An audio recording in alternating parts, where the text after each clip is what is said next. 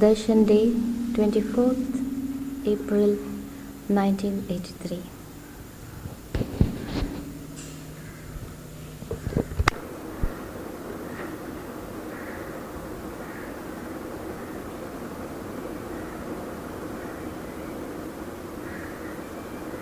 This day, 43 years ago,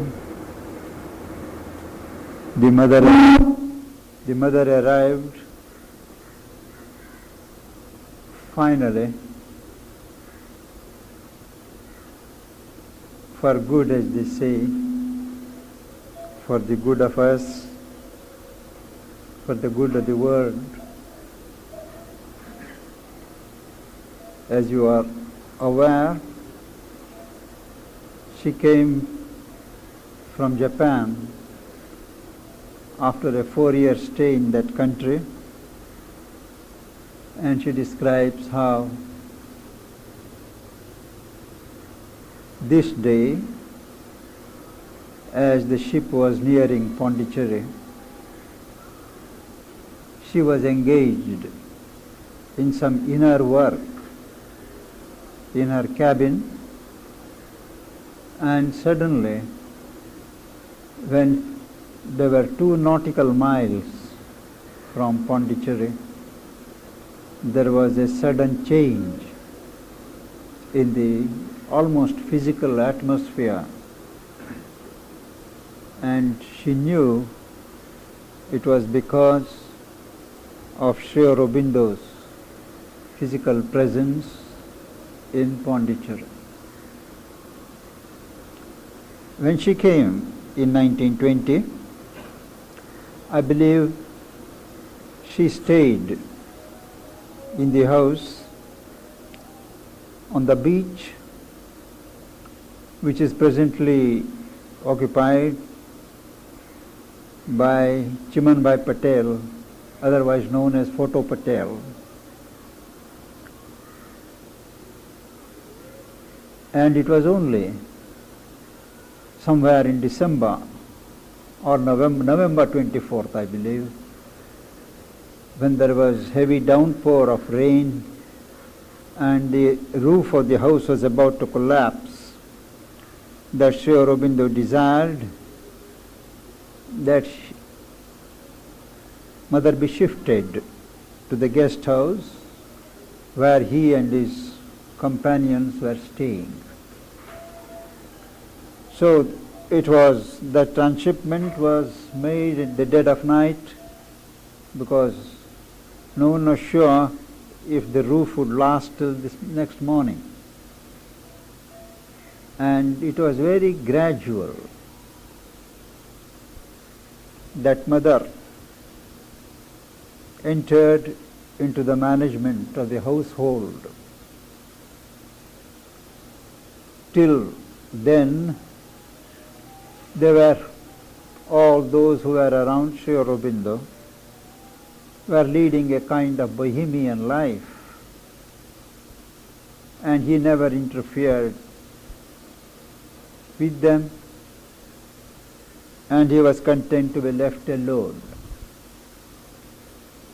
It was in that house, guest house, as you know, that he wrote all the 7 volumes of the Arya. It was there that he would sit with his typewriter in the veranda of the upstairs, waiting for a cup of tea, which his relation Saurin Bose was every day preparing and bringing for him. At times he would oversleep, and the tea wouldn't come on time. And Sri Aurobindo describes how one day, when he was sitting waiting for tea, he was wondering when the tea was going to come. It was inordinately late. And he saw on the wall the figure 4 in golden letters, I believe, and precisely at 4 he came up with a cup of tea. He says it was at that time he had a rule never to ask anything for himself. And I believe that rule lasted for quite a long time. Even if he needed a cup of tea or a cup of water, he wouldn't ask. He would wait to be given. So it was, and things were topsy-turvy, thrown pell-mell, and Sri Aurobindo seemed to prefer things that way, because whenever anybody cleaned his table, he would miss his papers. He said in all the disorder, he knew exactly where which paper was to be found. So one day it appears, mother asked him whether she could clean up his table without disturbing things. He said yes. And then she says, she cleaned up but took care to see that every bit of paper was precisely where it was before she touched it. And thereafter he was satisfied, and it became a routine for mother to clean his table. It appears once when she was cleaning his books, she found some 100 rupee note or something like that, some currency note, I think 100 rupee note. So she asked him, here is some money, you must have forgotten it. He said, no, I didn't forget. That's the way I have to keep, otherwise they take away. That's what he said. Then she said, then may I take care of these finances? He said, you could. And then she said that by the end of the year, she showed him some 800 or 900 rupees, which were lying here and there. And so gradually things she took over. That was very irksome to some of the older disciples. There were no disciples at that time. Some of the older companions, and the first of them to express his annoyance was Motilal Roy, who had come here at that time for a longer stay, but he felt himself so much uncomfortable, and he resented the presence and the active interference, as he would put it, of this French lady, that he went away from here without even asking Sri Aurobindo, because he knew if he had asked him, he wouldn't permit him to go. So I think he left a note or something like that. That is the usual technique here. Byron, later Sri Aurobindo's brother also, he left. At that time there was a very convenient train for all those people who want to run away at 3 o'clock in the morning. So nobody would be the wiser. A train would start at 3 o'clock. So everybody would go to sleep with everybody else, and in the morning the man was not there, the door was not locked. So Sri Aurobindo, even after that, after the ashram was well established, many people would live like that, without telling Sri Aurobindo and the mother. Some who were fortunate would come back from Madras, some would come back from Villupuram, and Sri Aurobindo would say that the adverse force which was trying to wean them away would see to it that they did not tell it either to her or Sri Aurobindo, because they knew that if she or he were informed, they would stop it. So suggestions would come in such a way that they would not tell anybody, and they would leave. Barin left like that, I believe 1927 or 28. He just left a note on the table and he walked away. But Sri Aurobindo said he knew he would go.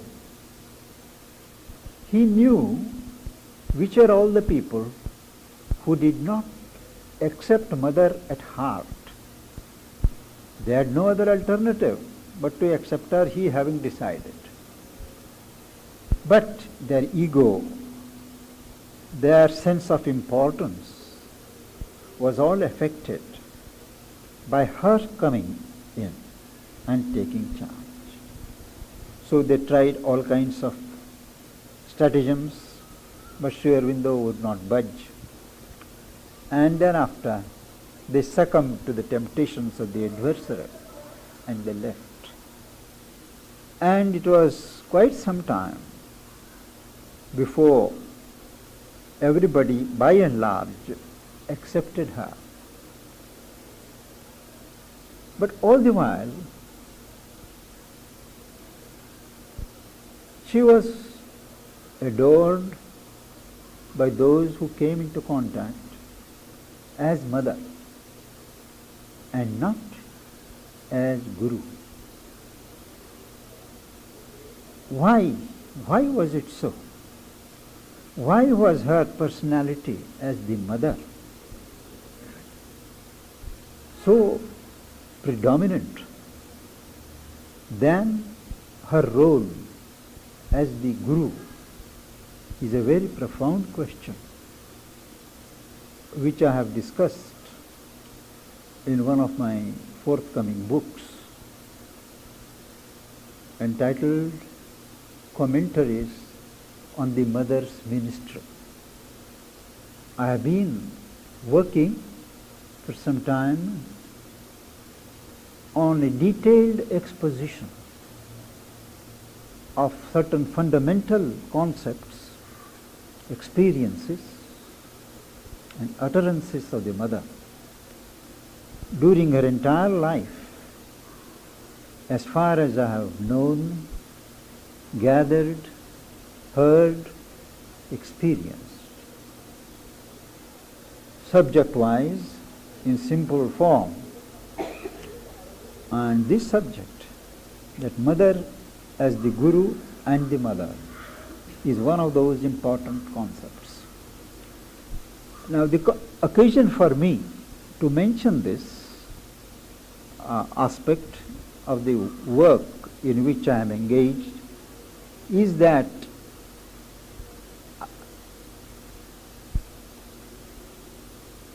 my book on the yoga of self-perfection has just arrived. As you are aware, when Sri Aurobindo wrote the Life Divine in the Arya, beginning from 1914 August, he also took care to write a series, parallel series, the synthesis of yoga, showing how this gospel of life divine was to be translated into practice, and where we begin, where all the past traditions of yoga stand, how he interprets them, how he assimilates them, gives a new direction to the past trends of yoga. And thus, he first took up the yoga of works, specially formulated by the Bhagavad Gita.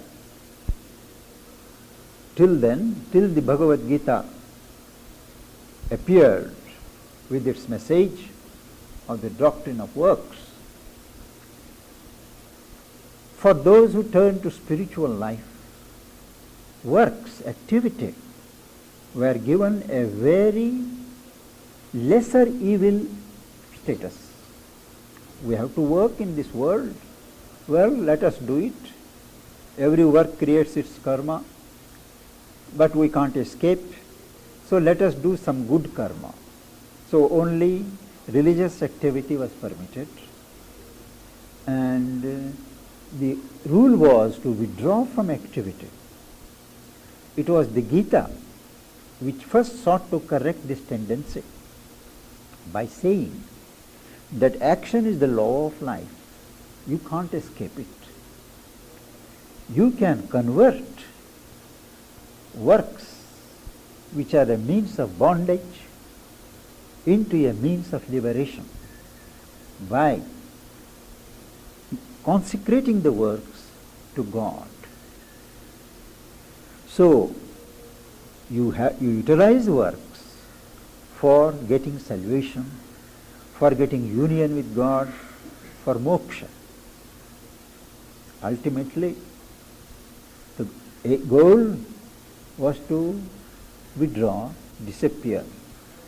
Sri Aurobindo goes a step further and shows in his chapters on the yoga of works how works are to be utilized not only to unite with the divine consciousness, but to manifest the divine consciousness on earth, to increase the content of God on earth. Everyday activity, whatever activity you are assigned, is to be used. And he says how? At every level, from physical, vital, psychological, mental, spiritual.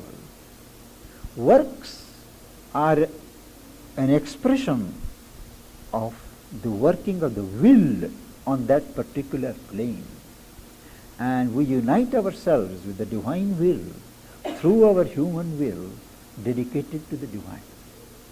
So he raises the yoga of works to an altogether different status than given in any other philosophy. Then he takes up first he wrote 6 chapters, and then he revised, enlarged it into as many as 12 and a half or nearly 13 chapters. 13th is incomplete. And I have seen, first Nolini or somebody had typed out what appeared in the Arya in a bound notebook. And then in a small handwriting he went on revising it, correcting it, enlarging it. And it remained like that. People copied it out, and till about 1947, 48, it was in typescript form that we all read, the revised Yoga of Works. It was the Sri Aurobindo library in Madras that first brought out that beautiful edition printed in Jupiter Press of the Yoga of Works. And that consisted of 12 and a half chapters. That was the only portion really which Sri Aurobindo revised to his satisfaction. After Life Divine, it was the Yoga of Works that he revised. Thereafter, the Yoga of Knowledge he takes up in the synthesis, part 2, and there he examines the various implications of the Vedantic and the traditional Yoga of Knowledge, how they distinguish between the different layers of consciousness, the different selves, purification, renunciation, concentration, and separation of the temporal from the eternal. All these movements of yoga, yoga of knowledge, he analyzes, shows how they were used for separation of the Purusha from the Prakriti and gradually merging of oneself into the Atman in the self. He goes a step further here and shows how that once you identify yourself with yourself, you have to enlarge, allow that consciousness to enlarge and become one with the universal self. And once you are united with the universal self, the purpose of manifestation becomes clear. And he draws upon the Isha Upanishad in a large way to justify the use of knowledge, the use of works for the purpose of manifesting God in the world. And in this section, he takes up Raja Yoga, he takes up Hatha Yoga, he takes up Samadhi, shows how they were gradually developed. They can be developed even today, but then shows their limitations. How they are all right for cancelling yourself from the cosmos, but not to fulfill the aim of life with which you are put into birth. Then he goes to the yoga of love. And these chapters, 7 chapters, are memorable chapters, each line of which can be really made by heart. There is so much of emotion, so much of love for God, God in the world, God in everything. And he describes how this yoga of love should be pursued without the intoxication and anarchic state that has been encouraged in most of the Vaishnava paths. That wild movements of dancing, singing, well, they are all right at their level. To impinge, because the physical senses need some impingement of such kind of activity. But it peters out into some kind of vital dissipation. He warns, shows where the line is to be drawn, and how. We start with outer worship. May not be in a temple, but maybe you can have your guru, a photograph, or an image. May not be rituals with the arati and others, but adoration. Offering yourself, looking at it, communing with it. So the outer worship. Then gradually he says, when your being catches up, you don't need the outer worship. There is the inner adoration. Always you think of God, or he or she who represents God. Everything beautiful, everything fine reminds you of her, reminds you of God. And life becomes a constant flow of consciousness, of energy towards the divine. This is inner adoration. And this inner adoration deepens into love. When it becomes love, it knows no bounds. You greet God in every creature, in every plant. Everything reminds you of Him. And the crown of love is knowledge. When you love so much, you give yourself entirely. He grows, she grows in you, and you come to know who it is. And you love him or her all the more because you realize in identity what the person is, what the divine is. 7 chapters entering the mystery of love. And last, after analyzing, assimilating the best of the past traditions, he goes to build his own yoga of self-perfection. And in this yoga of self-perfection, he shows how his path uses the method of the Vedanta to arrive at the goal of the Tantra.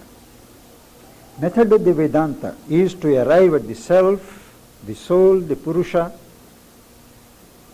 and the goal of the Vedanta is to assume mastery over nature and express the God's consciousness at every level, rejecting nothing. And he wrote as many as 29 or 28 chapters, which he very much wanted to revise, but he never allowed to be published because he says, I have a lot to revise. But that was not to be, and they had to be published as they were in these chapters. There are many secrets which nobody has revealed till now. People may have known, but in India or in the past traditions, there is always a tendency to keep the key to yourself. For instance, he describes and justifies prayer. Prayer for your satisfaction of your material ends. Everywhere it is frowned upon. You can't ask for your health, you can't ask for wealth. It is only the ignorant who can do that. Once you are a seeker, you have to ask only for spiritual benefit. But he says, why? He says, the mother soul is waiting with her hands full of bounty, waiting for the child soul to turn to it. And he explains the whole rationale. How a single sincere prayer from earth moves the divine will, which is not an impersonal will, but which is a personal will, which can be moved in your favor. But in Savitri, of course, he warns, heaven's wiser love rejects the mortal's prayer if it is harmful to you. Then he takes up the question of the four powers of the mother. That was written long before the mother was written, long before she was known as the mother. And there he describes of this Mahalakshmi, Mahakali, Maheshwari, Mahasaraswati. And the very important point that he makes here, which has escaped most people's attention, is that the descent of the four mother forces corresponds to four soul types rising from below. The knowledge type, the warrior type, the organizational type, the service type, commonly called Brahmana, Kshatriya, Vaishya, Shudra. Now, corresponding to these four soul types is Maheshwari, answering to the knowledge type, Mahakali, answering to the warrior type, Mahalakshmi, answering to the type of organization, assimilation, production, and Maheshwari, Mahasaraswati, answering to the type of service, labor. Then we all have heard from our childhood about Chitragupta. Persons, he is supposed to take down every little thing that we think, every little thing that we do. Now, as we grow up, we think these are all superstitions. Now he says, there is what is called Akasha Lipi. There is an etheric writing on the subtler levels of ether in the universe. Every little thing that has been thought of, spoken, done, imagined, leaves an impress there.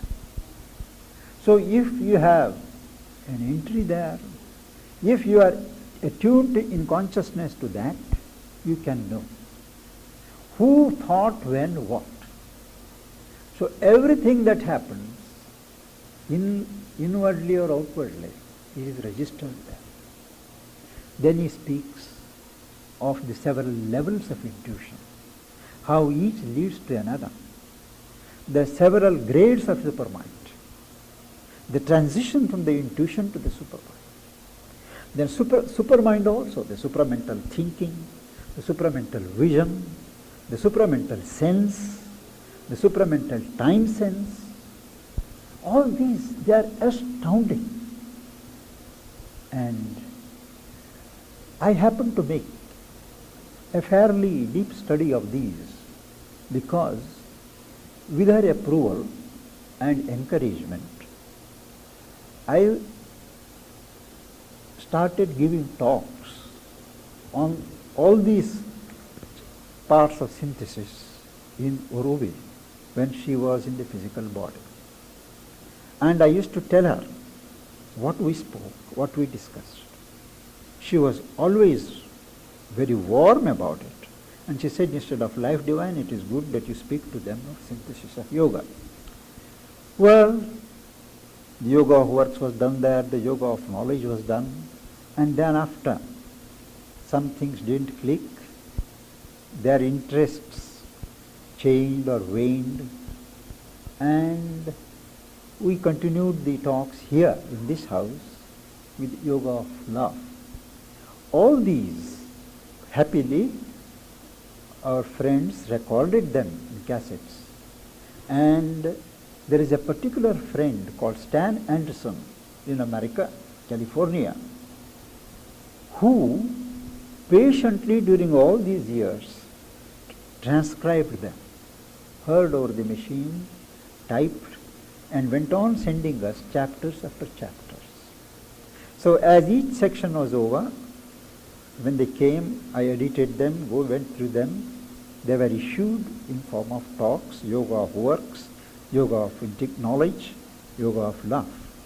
And the last was, last year, after I came back from the States, we received the last final chapters of the yoga of self-perfection. Those talks were held here. And there are 30 chapters, 30 talks, developing the same thought in a more or less understandable, popular form, interspersed with questions and answers arising from later developments, from what Mother had said and so on. And it was very fortunate for me that the last volume, the Yoga of Self-Perfection, arrived just on the eve of the 24th to make it available, because it is my desire that these things should reach as many persons as possible. We are issuing it on no profit basis, just the actual costs plus the discount that we have to do to Shabda for their sales, not a pie more. And those of you who are interested may pick it up here. Each volume is about 300 pages and odd, just issued for 20 rupees.